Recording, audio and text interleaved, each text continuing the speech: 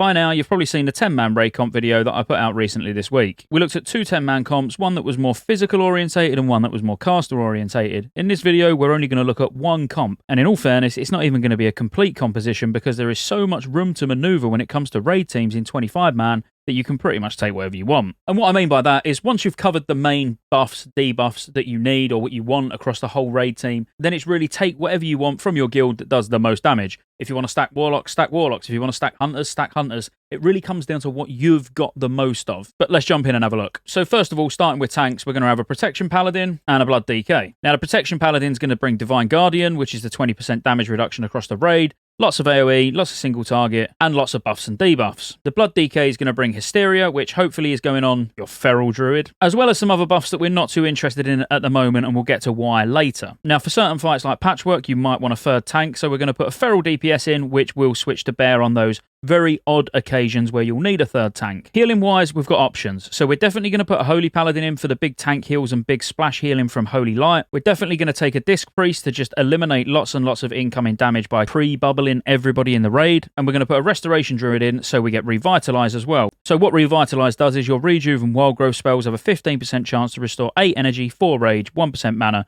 or 16 runic power per tick. But you're also going to get a similar ability from Rapture from the Priest, which when their bubble's completely absorbed or dispelled, the player's going to get mana, rage, energy, or runic power. This just gives all of your DPS a little bit of a boost by giving them some resources back. You're only going to want 4 healers in tier 7, and arguably you could get away with 3, but we're going to put 4 in to make it a well-rounded group. If you want Mana Tide in your group, you'll fill that slot with a Restoration Shaman. Odds are your healers are going to be fine for mana and not need that, so you would be better off actually putting in another Holy Paladin, which is going to bring yet another Divine Guardian. We'll leave that 4th spot as a flex healer spot. Put what you want there. Me personally, I'd take another Holy Paladin. Now let's build our buff group. So our buff group are going to be things like Demonology Warlock, which is going to bring Demonic Pact, which gives 10% of the Warlock spell power to everybody in the group. And we're going to take an Elemental Shaman as well, because the Elemental Shaman is going to provide the 5% spell haste and the extra spell power that they bring from Totem of Wrath, so the 28, because 10% of it is actually going to go towards the overall spell power gain for the raid from Demonic Pact from your Demonology Warlock. On top of this, we'll want a Balanced Druid who's going to bring the 3% haste and the 3% spell hit, and we're going to put an Arcane Mage in, which is going to give the 3% damage and the intellect. Now, every raid is going to want a Shadow Priest, so we're going to put a Shadow Priest in there anyway.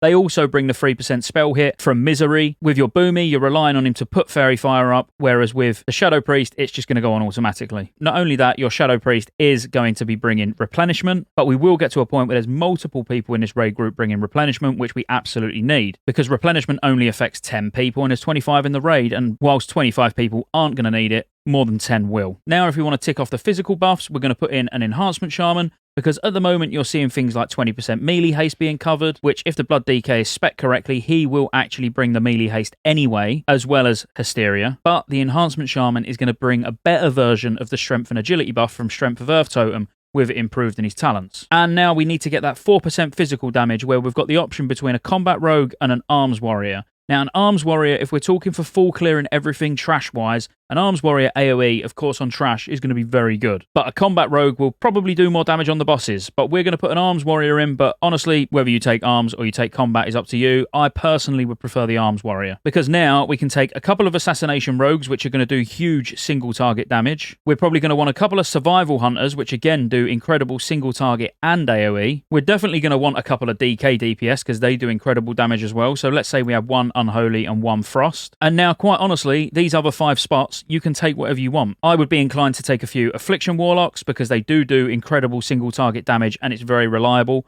And of course, their AoE is good for when you're smashing through the trash. I wouldn't be opposed to another Feral DPS if we wanted one, another Hunter if we had another Hunter, even another Warlock if there was another Warlock. Everything from this point on, you can just take whatever you want. Even the Assassinations and the Survival, where I've took 2 of each and 2 DKs, that's all interchangeable because you're already covering all the buffs and debuffs. The only thing you're missing is Mana Tide Totem. So again, if you chose to replace the Holy with a Restoration Shaman, at this point you have only got 2 Paladins, So in which case you probably would definitely want a Rep Paladin put in there, because you can have a Rep Paladin spec to bring Divine Guardian if your group needs it. And if you wanted to completely just front load your damage, you could throw a couple of Arcane Mages in, and then a couple of Affliction Warlocks. So overall, as I say, removing these and flexing on the Resto Shaman between that and a Holy Paladin is entirely up to you. But these groups, exactly how they are now, is definitely what I would want as my base group, and then the other 5 slots of flex. What you got to remember is if you're sort of speed running, or you're interested in, just getting the trash down as quickly as possible,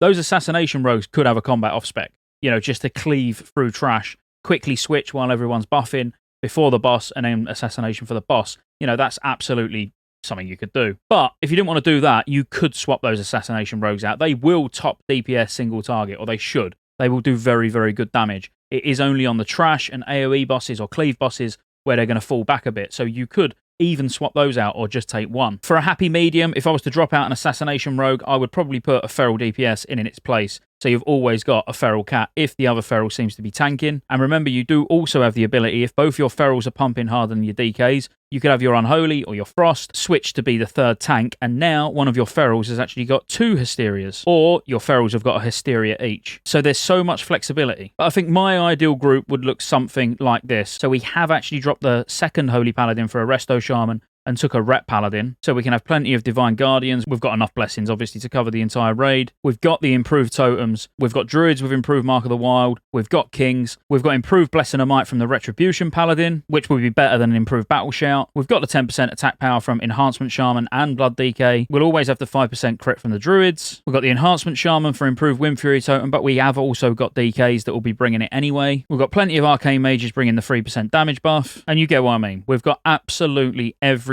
covered, and a really, really hard-hitting comp for both AoE and single target. And that would be it. That would be my ideal raid comp. Now, there's a lot of class stack in there, obviously, like with Warlocks and that, so it could make tokens difficult. But as I say, ultimately, if you've got those sort of 18 to 20, then the rest, take whatever you want. Look at loot distribution and go, well, we're already going to have 8, 9 people on one token. Maybe you want to change that about a bit. That's entirely up to you. But they're just my thoughts on the raid comp. Be sure to like and subscribe.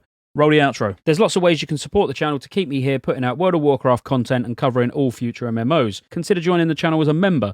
You get access to emotes. Everyone will know you're a member when you comment on future videos because you get a nice icon next to your name. And you get access to members-only videos, which I'll be putting a lot of on the channel throughout the year. Additionally, there's a Patreon link in the description as well. Thank you for watching all the way to the end, and I'll see you on the next one.